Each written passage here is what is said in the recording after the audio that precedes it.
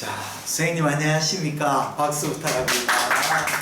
오늘 영천사 제37기 7차 워크샵 참 6분이 열심히 참 따라줬습니다. 오늘 7차고 다음 8차는 갑상선 FNA로 끝납니다. 끝나는 게 아니고 시작이죠. 이제 쌤하고 또 만나고 여기 선생님 중에 많은 분들이 또 우리 서울 메디컬 초음파 아카데미에 들어오셔가 강사가 되가 전국에 강의하고 댕기입니다. 이민영 쌤 오늘 인천시 개헌내과서예요. 그래서 강의하고 싶습니다.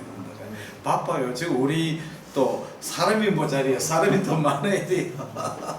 사람이 모자리입니다. 대구도 강사가 17분 되는데 17분도 모자리.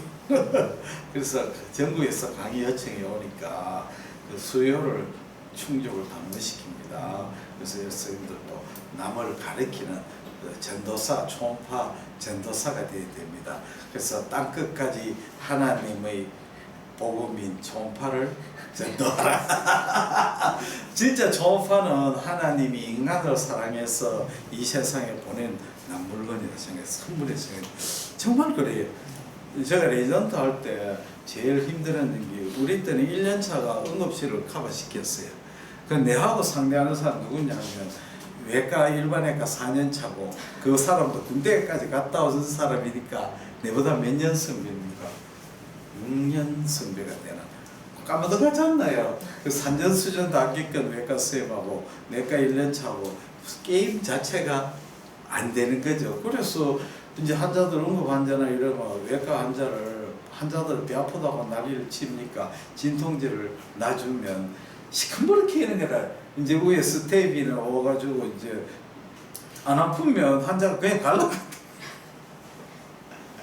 그래 환자는 아프다 진통제 놔달라고 하고 우리는 놔주면 외과한테 욕 바가지고도 먹고. 그 만약에 초음파가 지금 내 같으면 걱정 안 하겠어요. 응급실에 딱 초음파가 서지컬 앞터면 메디컬 앞터면 얼른 구별해가 아픈 사람 내과 환자를 빨리 진통제 줘가지고 안 아프도록 해주고 내과로 보내고 서전을 빨리 외과로 아이고 빨리 콜레시스타이티스 왔습니다. 앞에 왔습니다. 빨리 받아가 빨리 수술하세요. 반편이 빨리 하세요. 이러면 막 엄청 응급실에 교통경비가 엄청 잘 되죠. 그게 옛날에는 안 됐으니까 초음파가 없으니까 정말 힘들었습니다. 예, 뭐 쓸데없는 오늘 너무 중요하기 때문에 초음파 지난번에 했는데 지난번에 녹화를 했는데 그게 에러가 그래가지고 올리지를 못했어요. 오늘 다시 올리도록 하겠습니다. 예, 초음파의 어려운 점은 스캔법하고 영상 해석입니다. 지금까지 쌤 저하고 열심히 7차례 걸쳐 했는 거는 결국은 스캔법이죠. 초음파의 각도만 약간만 빗나가도 안 보이고 잘못 보이죠. 그래서 이 스캔법에는 이게 잘 돼야 됩니다. 처음에 스캔법을 잘못 배우면 그거 절대로 버릇을 고치지를 못합니다. 그리고 바이올린이나 피아노도 처음에 새끼 스승을 잘 만나야 됩니다. 좋은 새끼 선생님 만나야 나중에 되죠. 새끼 선생님 잘못 만나면 평생 운궁법 못 고칩니다. 그 마찬가지입니다. 우리 초음파도 처음에 배울 때 클래식하게 배워야 됩니다. 나중에 그렇게 하면 나중에 못 고칩니다. 다음에는 이제 영상을 해석하는 겁니다. 빨리빨리 진행하겠습니다. 자, 영상이 지난번에 있기 때문에 영상은 무에코, 고에코, 저에코, 아이소에코 4가지를 넣는데 고에코 중에 섀도를 녹음하는 걸 강에코라고도 합니다. 초음파의 에코의 3원칙 이게 제일 중요합니다. 초음파의 에코는 물질에 딱딱하고 소프트에 비례한 것이 아니고 반사에 비례한다. 그렇죠? 물질이 소프트하고 하다하면 관계없습니다. 두 번째, 초음파의 반사는 정도는 뭐에 비례하느냐? 구성 물질이 반사를 많이 하느냐? 내부 구조가 헤테로지너스 하느냐? 헤테로지너스 하는 게 뭐냐면 물질이 헤테로지너스는 게 아니고 초음파의 임피던스의 차이가 많은 물질이 헤테로지너스 하다는 뜻입니다. 무슨 뜻인지 아시겠습니까? 이 2가지에 비례한다. 다음에는 초음파의 에코는 상대평가다. 절대평가가 아니다. 어떤 물질이 고에코인데 아주 고에코의 물질에 들어가면 저에코가 되어버립니다.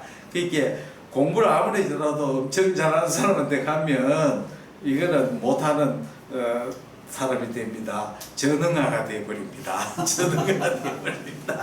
너는 도대체 공부를 하느냐 안 하느냐 이따위 소리를 듣는데 엄청 억울합니다. 할 수 없어요.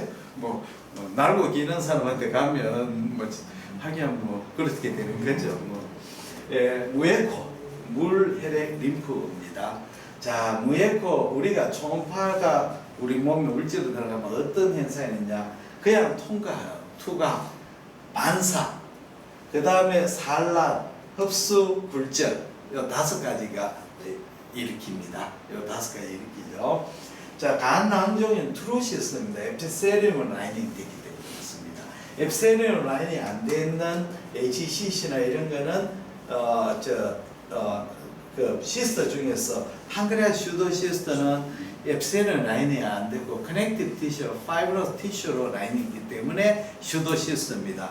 난 처음에 헷갈렸어요. 슈도 시스터 물이 아니다. 물인데 왜 슈도? 에피셀리움 라인이 안 돼 있으니까 슈도 시스터입니다. 자, 그러면 우리가 헤파티시스는 바일 닥트가 딜라테이션 된 거죠. 에피셀리움 라인이 됐습니다. 에피셀리움 라인이 되기 때문에 경계면이 비교적 스무스합니다. 에피셀리움은 초음파에 안 나오죠. 그 다음에 안에 물이라서 초음파 빔이 잘 통하니까 무에코가 되고 후방음량 증강을 일으키게 됩니다. 후방음량 증강을 일으키죠. 그 다음에 초음파 빔과 스무스한 경계를 통과할 때는 굴절을 일으킵니다. 자, 굴절을 일으킬 때 어떻게 일으키느냐? 물질이 속도가 빠르고 속도가 느릴 때는 빠른 데서 느릴 대로 들어올 때는 안으로 굴절하고 느린 데서 빠른 데로 올 때는 바깥으로 굴절합니다. 그 다음에 이게 제일 중요한 게 경계면 에코입니다. 우리가 물하고 시스터하고 요거는 HCC인데 스몰 HCC는 저에코로 나올 수가 굉장히 많습니다. 저에코로 나오는 거는 왜냐하면 헤파토사이트가 확 밀집이 됐기 때문에 초음파 빔이 반사 없이 균질하게 있기 때문에 잘 통과해가 저에코 나오는데 요거는 이제 저에코로 잘 통과한 후방음량 증강도 있습니다. 그러면 요 놈도 후방음량 증강, 요 놈도 후방음량 증강인데 이제 감별이 어려워야 됩니다. 리버의 HCC냐 헤파틱시스터는 하늘과 땅 차이죠. 그래서 잘 보면 시스터는 스무스하고 요거는 일레귤러하고 경계면에 고에코가 있는 거는 시스터고 경계면에 고에코가 없습니다. 왜 그러냐면 요 물질은 워낙 틀리는 물질만 요 물질은 똑같은 헤파토사이트고 밀도가 높았다는 밖에 없죠. 다 이해가 있죠. 그 다음에 후방음량 증강은 전에 시험 문제 늘 이야기했죠. 초음파는 우리가 균질하게 화면이 보이기 위해서 뒤쪽으로 갈수록 증폭을 시키는 그래야만이 화면이 균질해 보이죠. 그걸 안 해놓으면 위에는 하얗게 보이고 밑에는 새까맣게 보이게 되는 거죠. 그래서 우리가 초음파 빔이 감시가 안 되고 통과하면 뒤에 플러스 점수를 받아가지고 후방음량 증강이 나오는 거죠. 이해가 되셨죠? 자, 그 다음에 고에코입니다. 고에코는 우리가 이제 대표적인 게 석회화인데 석회화가 탁 부딪히면 이 반사가 대부분 되고 일부는 통과해가 흡수가 돼가 나중에 뒤에는 아무것도 안 나가니까 섀도우가 생기고 클리어한 섀도우가 생깁니다. 요거하고 감별될 것이 공기입니다. 공기가 아주 극소량할 때는 점상 고에코, 좀 크면 밴드 라이크 고에코고 공기방울이 있고 물이 있으면 요 안에 리버버레이션 내가 링다운 아티팩트를 만들고 그 다음에 공기가 제법 많으면 섀도우를 만드는데 더티 섀도우를 만든다. 이렇게 됩니다. 요거는 널리 이야기했지만 박쥐, 돌고래, 우리가 사용하는 의학용 초음파의 차이점은 박쥐는 초음파가 돌고래보다 훨씬 프리퀀시가 높습니다. 고주파 주파수 있으면 해상도가 좋고 근거리 물질을 잡아내는 거죠. 돌고래는 멀리까지 가야죠, 초음파가. 그러니까 주파수가 더 낮습니다. 근데 우리 의학용 주파수는 이 주파수가는 공기를 잘 통과하는데 의학용 주파수는 3에서 15MHz가 됩니다. 그래서 이 3이 메가헤르는 100만이니까 300만에서 1500, 2000만 헤르츠는 엄청 높은 겁니다. 공기를 통과하지를 못합니다. 그래서 우리가 초음파에 쓸 때 젤리를 사용하죠. 다음에는 이제 고에코의 지방입니다. 여기 굉장히 어렵습니다. 우리가 지방량을 하면 초음파에서 여기에 고에코로 보면은 슈퍼피셜은 고에코, 딥은 감쇄를 일으키죠. 감쇄를 일으킵니다. 그래서 저에코가 됩니다. 그러면 초음파에서 지방이 고에코되는 메커니즘은 뭐냐? 여기 이제 반사가 아니고 산란파가 스메이션대가 돌아오는 겁니다. 그게 요 점 하나가 지방 하나가 아니고 무수한 지방 산란파가 스메이션대가 돌아오는 파입니다. 그러면 지방 중에서 피하 지방은 저에코의 수가 많거든요. 왜 그러냐? 자, 요걸 알기 위해서 요걸 보면 초음파빔이 헤파토사이트에 폐하고 부딪히면 산란파가 생기고 이 산란파가 부딪힌 산란파가 합쳐져 가지고 돌아오는 게 됩니다.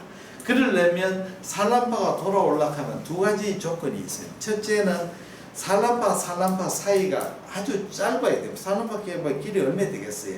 모르면 스메이션 뭐가 안 되죠. 아주 밀집돼야 됩니다. 그 다음에 산란파로 스메이션을 할 매개 물질이 있어야 됩니다. 그래야만이 합쳐져가 올라오죠.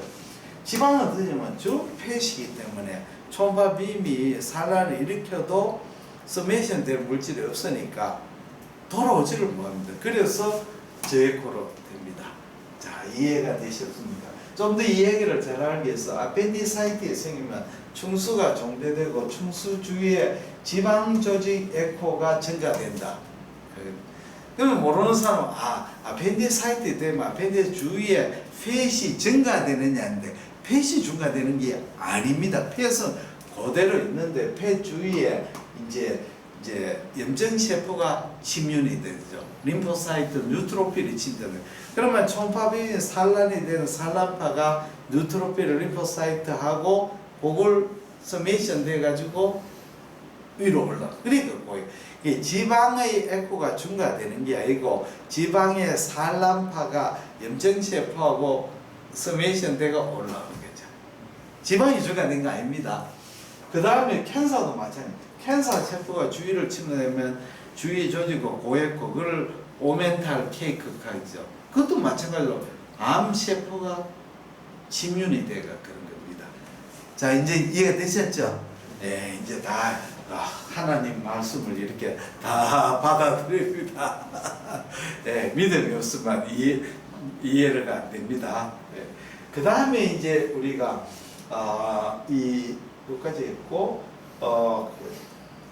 그러면 이제 우리 지방에 대해서 조금 설명을 더 해야 될 거는 우리 키드니에 보면 콜텍스 메주라 중심의 복합체가 있는데 콜텍스가 고액한 것은 사구체 프록시멀 컨버레츄드, 디스탈 컨버레츄드 뒤에 커넥티브 티슈가 있죠. 초음파 빔이 여기에서 와서 반사를 해가지고 고에코 되는데 소아에서는 저에코의 수가 많아요. 콜텍스가.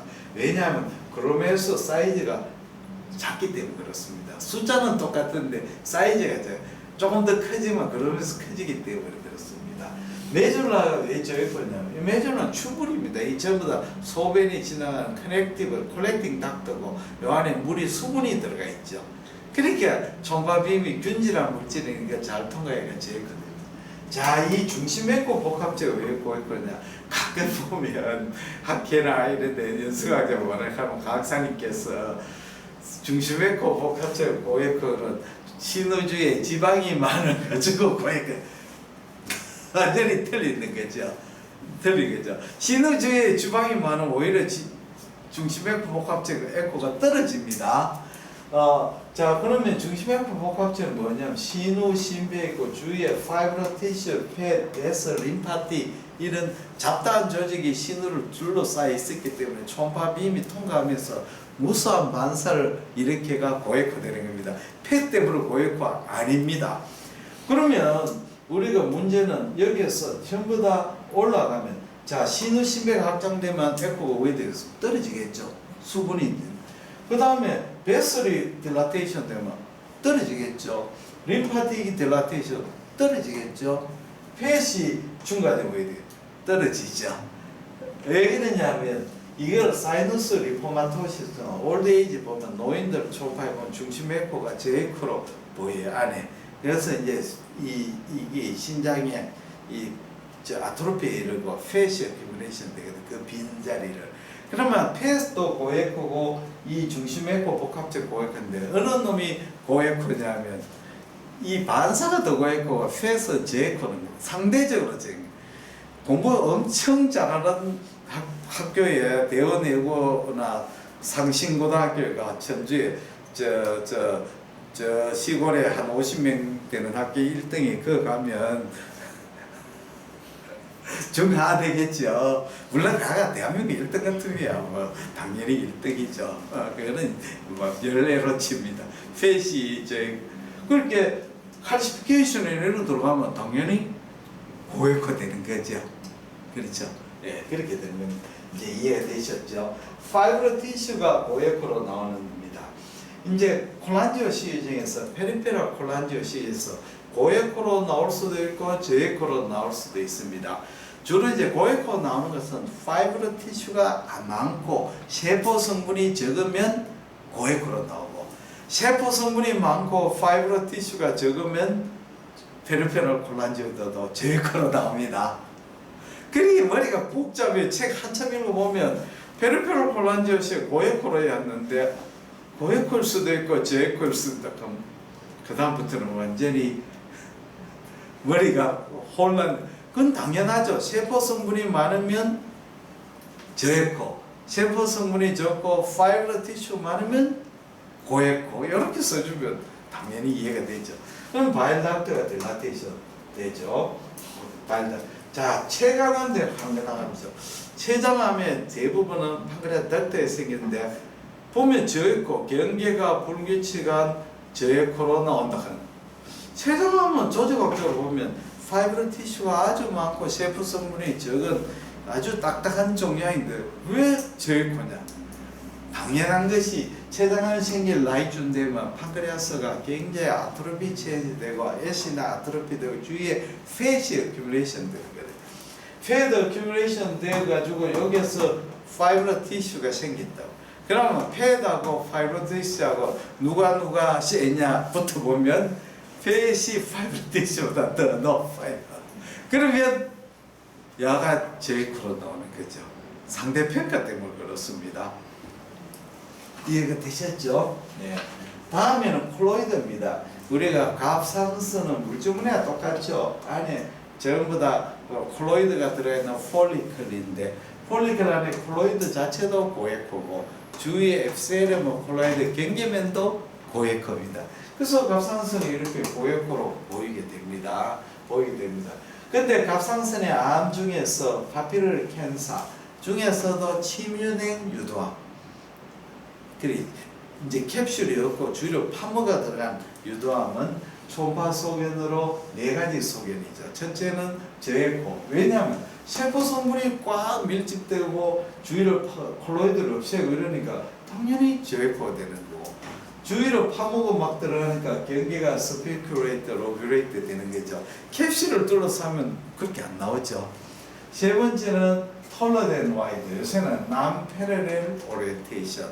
지 편한 대로 자란다는 거죠. 비나인 종양은 자라더라도 어느 정도 크면 스톱되고 또 종양은 이 세포의 그 조직의 결을 따라 자라게 되죠. 근데 암이란 놈은 지멋대로 자라는 거죠. 예를 들자면 우리나라 옆에 있는 중국은 질이 안 좋죠. 그 지멋대로 하는 거예요. 뭐 옆에 인접국에 지멋대로 하고 저거는 나쁜 짓 다 하고 입을 싹 닫고 우리 보고 도록 하잖아요. 예. 그런 그 중국도 시진핑도 저 누굽니까 우리 트럼프 형님한테는 옴짝도 뭐하죠. 슬슬 내죠. 그렇죠. 그렇게 중국한테는 말로서 안 되는 거죠. 그저 우리는 트럼프 형님한테 바짝 잡아가 형님 좀 야가 자꾸 이렇게 비비는데 왜 좀 손 좀 봐주세요. 그러면 우리가 중국한테 빌면 중국이 우리를 예쁘게 봐주겠습니까? 절대 안 봐줘. 하인 취급하죠. 좁히는 거죠. 우리가 트럼프 형님한테 잘 보이면 트럼프 형님이 깜짝 우리한테는 깜짝 뭐하죠. 예, 쓸데없는 소리고. 마이크로 칼시피케이션. 이 포니켈 앱셀이 떨어지나가 주위에 칼시피케이션 되는데 요거는 1mm 이하니까 고에코이고 섀도우가 없습니다. 석회화가 섀도우 생기면 3mm 이상 돼야 됩니다. 다음에 염증세포가 침면되면 아까 고에코 되는 이유를 설명됐죠. 예. 다음에는 저에코는 근육입니다. 우리 몸의 근육이 호모지니어스하고 치밀하잖아요. 그래서 저에코 됩니다. 우리 몸의 어떠한 조직이라도 어떠한 병면이라도 물이 채우면 무조건 에코가 떨어지게 되는 거죠. 그렇죠? 우리 뭐 소주 마시는데 일본 사람들은 소주에다 미저와리케가 물 타가 먹는데 나 그거 먹는 게 도대체 이해가 돼. 소주를 먹는 건지 물을 먹는 건지. 그래서 내가 스트레이트를 마시니까 옆에 일본 사람이 이상하게 보는 거래. 아, 저렇게 먹는다. 나는 또 물 타가 먹는 사람 저렇게 먹는다. 두 사람 다 이해가 안 돼요. 이해가 안 돼요. 그 다음에는 등에코 아이소에코입니다. 아이소에코는 병변이 돌출하면 병변이 있는 줄 알 수가 있죠. 그 다음에 혈관이 디스플레이스먼트 되면 이게 아이소에코로도 알 수가 있죠. 그 다음에 변연에 저에코 있거나 변연에 고에코 되면 이 결절이 있다 하는 걸 알 수가 있죠. 그 다음에 내부에 이렇게 헬류시노 있는 FNH라든지 또는 많이 헬류시노가 있으면 이게 정계관을 알 수가 있는 거죠. 그래서 초음파에서 가장 문제점은 아이소에코 병변이죠. 이건 알 길이 없는 거죠. 알 길은 결국은 간접 소견으로 안다는 거죠. 다음에 이제 총정리입니다. KT의 속도로 달렸습니다. 결론이 뭐냐면 어떤 병변이 고에코냐 저에코냐 이게 중요하죠. 자, 병변이 고에코 될 때는 첫째는 구성 성분이 고에코일 때, 내부가 헤테로지너스할 때, 물질이 잡다하다는 게 아니고 그 헤테로지너스한 물질이 음양 계면 차이가 잡다한 게 들어와야 고에코 되는 거예요. 그 다음에 대체로 하이퍼바스큘라입니다. 하이퍼바스큘라는 굵은 혈관이 하이퍼바스큘라 아니고 캐피러리가 발달돼요. 캐피러리가 발달되면 캐피러리 안에 세포들이 하고 혈관 내강하고 반사를 많이 일으키죠. 그게 하이퍼바스큘라. 이런 게 이제 고에코로 보입니다. 그럼 저에코는 뭐냐? 반대죠. 구성성분이 호모지니어스하고 구성성분이 저에코 물질이 있고 그 다음에 또 물질의 플루이드가 보이면 당연히 저에코로 보여요. 여기는 고에코는 염증세포가 침면이 되면 고에코로 보이고 그렇죠. 뒤집어 엎으면 되죠. 그래서 우리가 이제 초음파 병변을 볼 때는 늘 이걸 이제 왜 이것이 고에코 나오느냐 저에코 나오느냐를 생각을 하면서 보면 아주 재미있습니다. 그러면 여기까지 하고 마지막으로 소화관 초음파 간단하게 10분만 강의하겠습니다. 10분만 강의하고 세션스만 하겠습니다. 자, 소화관 초음파는 정말 그 다른 초음파하고 완전히 대조가 되는 검사입니다. 다른 우리 복부 초음파는 환자가 하고 싶어서 하는 거죠. 자, 내가 바이럴, 비바이럴, C바이럴이 있으면 이제 바이러스가 HCC가 생겼는지 애뉴얼로 검사하게 돼 있잖아요. 그래 오지 않네. 근데 배 아파 오는 환자는 배가 더 아파갔다. 내 초음파로 왔습니다 하는 사람은 없죠. 가끔 머리가 좋은 사람은 아주 부모님 중에 소아과에는 그런 경우 있어요. 애가 아프니까 소아과에 갔어요. 소아과에 가니까 뭐 선생님 말씀이 초음파 나오면 뭐 애들을 병원 뭐 장염인데 혹시 앞배일 수도 있고 경과바가 더 아프면 응급실을 가십시오. 그거 도대체 공부 많이 하시는 어머님들은 안 믿죠. 진짜 앞에 맞아요. 그러면 그 사람들은 속았어요. 할 말이 없어. 제가 그 김일봉 내과에 가가지고 그러면 내한테 오면 나는 너무너무 좋죠.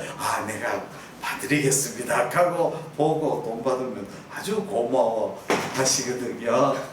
그 걸리는 시간은 얼마 안 걸려요. 5분 하면 충분하죠. 뭐 5분만 하면 뭐 더 좋죠. 복부 초음파 시간 걸리는데 이거는 5분 만에 끝내버리니까 얼마나 좋습니까? 그래서 소화관 초음파의 특징은 뭐냐? 첫째는 환자가 권하는 게 아니고, 첫째는 의사가 리커멘드, 의사가 하락해가 하는 거죠. 그 다음에는 엠피어를 안 하죠. 엠피어.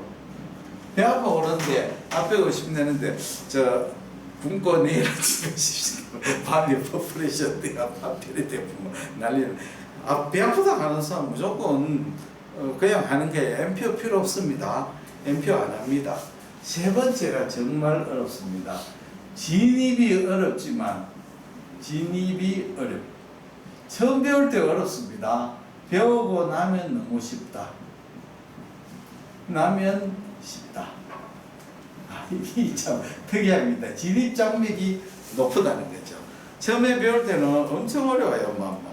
왜냐하면 소화관은 이 정상 가스가 많이 차고 또 음식물도 있으니까 잘 안 보이죠. 당연하죠. 근데 병변이 생기면 굉장히 잘 보이게 되는 거죠. 그래서 내가 오늘 설명하는 바로 그걸 설명하려고 합니다. 그래서 네 번째는 정상은 잘 안 보이고, 정상은 잘 안 보임. 그 다음에 잘 보이면 이때는 긴장을 해야 돼. 병변 가능성. 그렇죠? 그 다음에 그 스캔 할 때는 아픈 데부터 먼저 시작하죠. 제일 아픈데 아픈 포인트가 좁으면 바로 그 자리에 되고, 아픈 포인트가 좀 넓으면 바깥에서부터 안으로 들어옵니다. 무슨 말인지 알겠습니다. 포칼 포인트는 보자리 갖다 대면 되고, 아픈 통증 부위가 넓을 때는 배년에서 안으로 들어오는 겁니다. 그렇죠? 테크닉이 그렇죠. 예. 그 다음에 이제 범위가 넓으면 변연에서 안으로 그래야 됩니다. 그래야 좋습니다. 변연에서 중심으로 들어와요. 그 다음에 중요한 게 graded compression 테크닉. 이 제일 중요합니다. graded compression 테크닉. 우리가 이제 초음파를 할 때 소환체험때 압박이 너무너무 중요합니다. 그래서 압박을 할 때 갑자기 확 누르면 안 돼. 눌렀다 뗐다 서서히 압박을 해가지고 해야 되거든. 그게 점진적인 압박을 해가면서 공기와 가스를 밀어내고 이제 초음파. 이게 특징이죠. 특징입니다. 자, 그러면 소환 초음파는 도대체 초음파 영상이 어떠냐? 몇 개 없습니다. 몇 개 없어요. 옛날에 제가 이제 돌아가신 김강혜 선생님이라고 그 근골계획 초음파가 아주 유명하신 분이 있었어요. 나도 그때 근골계획 초음파가 어떤가 싶어서 한번 김강혜 선생님 연수 강좌한테 강의를 들어봤더니, 근골계획 초음파는 제일 중요한 게 해부가 중요하고 다이나믹 아나토미가 중요하지, 병변의 판독은 아주 단순해. 몇 개 없어요. 그러니까 굉장히 쉬워요. 아나토미가 어려운 거죠. 그 다음에 이제 그 병변을 진단해가 인젝이나 이런 치료를 해야 되는 거죠. 그래서 한두 번 들어보고 이거는 내하고는 관계없구나, 근골계획 초음파는 이렇구나 되구나 알았습니다. 그래서 안 배웠죠. 자, 그러면 소환 초음파 영상을 보겠습니다. 자, 첫 번째는 확장입니다. 내강 확장. 내강이 확장되느냐, 클랩스 되느냐, 이게 굉장히 중요하죠. 우리가 내강이 확장된 경우는 어떤 게 있습니까? 옵스트럭션, 폐쇄에 의한 있죠. 폐쇄. 이렇게 강간이 있는데 여기 안에 종양이 있으면 왜 되겠습니까? 내강이 늘어나겠죠. 안 그러면 바깥에 종양이 있어가 컴프레션 해도 늘어나겠죠. 그게 늘어나야 안 되는 게 굉장히 중요하죠. 그 다음에 클랩스, 요 막히는 뒤쪽은 왜 됩니까? 허탈되는 거죠. 클랩스 막히니까. 그게 옵스트럭션이 확장되고 허탈되는 요게는 병변이 있는 거죠. 그러지 않나요? 이게 굉장히 중요하죠. 확장되고 허탈되는 그 이행부에는 병변이 있는 거죠. 종양이 있거나 컴프레션 되거나 꼬이거나. 그 다음에는 확장이 되는 원인은 파라리틱이죠. 소화에서 병변 없는데 자율신경이나 톡신이나 이런 거에서 이럴 때는 옵스트럭션 없어도 내강이 딜라테이션 되죠. 그래서 확장이냐. 두 번째는 뭐냐. 이 두 번째 백이 두께죠. 청구조가 굉장히 중요하죠. 자, 우리가 청구조가 어떠냐? 청구조가 파이브레인데 청구조가 두꺼워졌느냐? 괜찮느냐? 두꺼워지면 어느 부위가 두꺼워졌느냐? 또 청구조가 구조가 다 유지되면서 두꺼워졌느냐? 구조가 없어졌느냐? 그러니까 청구조가 유지되는 것은 비나인이죠. 비나인 염증은 유지가 되죠. 종양은 왜 됩니까? 없어지죠. 염증도 크로닉 인플레이션은 청구조가 없어지죠. 예를 들면 크론스병 같은 경우에는 데프리 염증은 나중에 청구조가 파괴되죠. 그렇죠.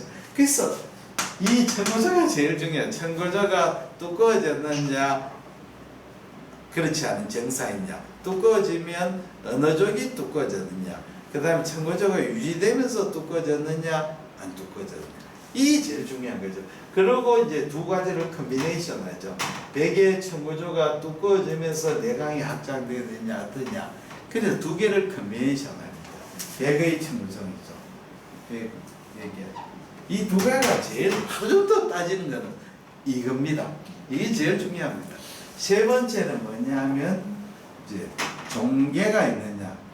그렇게 내강이 이렇게 있으면 내강에서 안으로 들어가는 종괴가 있느냐, 바깥으로 엑소피딕하느냐, 내강으로 돌출, 외측으로 돌출. 그렇죠. 종괴가 있느냐. 종괴 있느냐 이거는 굉장히 중요하죠. 우리가 내강으로 돌출하는 종괴는 내시경으로 잘 보이지만 바깥으로 돌출하는 종괴는 내시경으로 안 보이지 않나요? 기스트나 이런 거. 그게 초음파는 이런 걸 잘 찾아내죠. 그렇죠. 종괴가.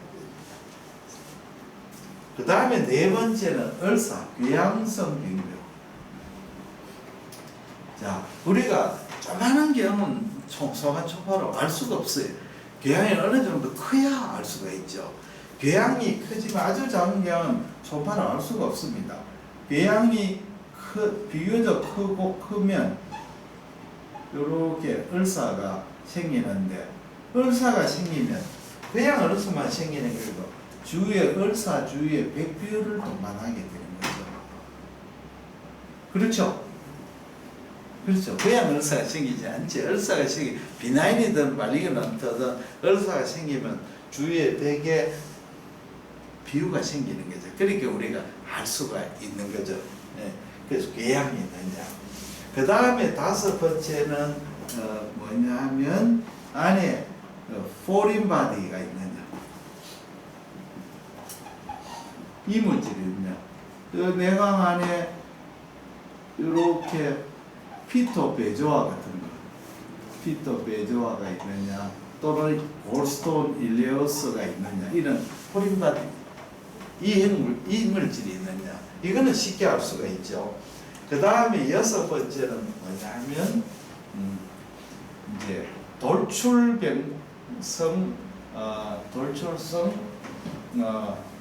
병변, 내강에서 돌출하는 병변. 자, 앞에 다이버티큐라이티스를 보여드리죠. 다이버티큐라이티스가 이렇게 월이 이렇게 있고 여기에 다이버티큐라이티스가 이렇게 생기죠. 다이버티큐라이티스 생기면 염증이 생기면 요거는 내강은 저에코로 나오고, 그 다음에 여기에는 백비유가 보이고, 여기에는 염증이 침륜되니까 고에코 지방 침륜이 보이고, 그 다음에 여기에 뭐 결석이라 돌 같은 거 있으면 돌 같은 거 있으면 고에코로 보이겠죠. 페칼리스라든지 그렇게 보이죠. 그래서 내관에서 바깥으로 돌출해 있는 병이 있느냐, 이런 게 이제 굉장히 중요하죠. 여기 다이버티큘라이티스 개실력. 그 다음에는 인투스셉션, 그 장중첩점. 인투스셉션 되면 소아카이는 굉장히 많이 되는데, 이렇게 프록시마에서 디스탈로 이렇게 장이 들어가 버리는 거죠. 이렇게 들어가죠. 여기 이렇게 들어가요. 그렇게 되면 여기 단축상에서는 이렇게 되면 멀티플 컨센트릭 링이 생기죠. 인터셉션은 요즘은 좀 적은데, 옛날에는 제법 없었는데 이상하게 요즘 좀 적은 것 같습니다. 그래서 대구에 옛날에 인터셉션 진단 못 해가지고 그때 사고가 한 났죠. 나가지고 얘가 죽고 그래가 굉장히 좀 시끄러웠어요. 그 다음에 마지막에 8번째는 이제 장간, 소화관 주위병변이죠. 주위병. 이 굉장히 중요하죠. 우리가 소관 초음파할 때 벽면 아펜디스가 스웰링돼도 주위에 패드, 캐뮤레이션이나 플루이드 침면 없으면 사실 진단하기 어려운 경우 많죠. 이게 진짜 앞에 있냐 아니냐. 그래서 소관이 주위 병변이 소관이 이렇게 여기에 무슨 병변이 생기면 주위에 플루이드 지방 침륜에서 고에코가 되고, 그 다음에 여기에 플루이드 같은 거 보이죠. 플루이드가 보이면 플루이드 부분은 저에코 때뒤 무에코로 되고, 그 다음에 암세포나 염증세포가 침륜되면 이것도 고에코로 보이죠. 그 다음에 림프노드가 보일 수도 있죠. 그 다음에 병변이 주위로 이렇게 파묻어 들어가는 이런 침륜성 병변도 보이죠. 그렇게 요 소화관 주위의 병변을 볼 수 있다 하니 초파에 큰데 내시경으로서는 루면이 잘 보이지만 바깥은 아무것도 안 보이죠. 결국은 병변이 주위로 파묻어 들어가느냐, 지방 침륜이 있느냐, 플루이드가 큐뮬레이테이션 되냐, 림프노드가 보이느냐, 그 다음에 칼라 도프를 띄우면 혈류신호 증가되느냐, 이런 2차적인 소견이 초음파로 알 수 있어요. 굉장히 도움이 되죠. 우리가 이제 병변의 앞에가 조금 늘어나는데 눌러가지고 환자가 통증 없고 그 주위에 플루이드도 안 보이고 아무 패드 보면 앞에 아닐 수도 있죠. 그 앞에 가스가 많이 차이거나 또는 2차성 세컨드리 앞에 올 수도 있죠. 앞에 주위에 있는 여러 가지 다른 염증으로 2차적으로 앞에가 두꺼워질 수도 있고, 이 8가지밖에 없어요. 너무 심각해요. 자, 이 8가지를 컨비네이션 해가 관찰하는 거거든요. 그렇게 간이나 췌장은 얼마나 복잡하고 머리 아픈데 소관 초음파는 오히려 단순하다는 거죠. 요 장기가 어디냐, 병변이 어떤 거냐, 여기 다 끝나버리는 거죠. 끝나버리는. 그 이상은 이제 초음파 영역에 벗어나고 CT나 다른 검사를 해야 되는 거죠. 그러니까 CT는 소관 초음파에서 스크리닝도 되고, 앞에나 다이버티큘라이티스는 오히려 초음파보다 더 진단이 잘 되는 경우도 있고 그렇죠. 그래서 서로 CT와 초음파하고 보완적인 관계를 하는 것만 아시면 될 것 같습니다. 강의를 이것으로 마치겠습니다. 대단히 감사합니다. 축구 화이팅! 자, 우리 대한민국 화이팅! 화이팅! 화이팅!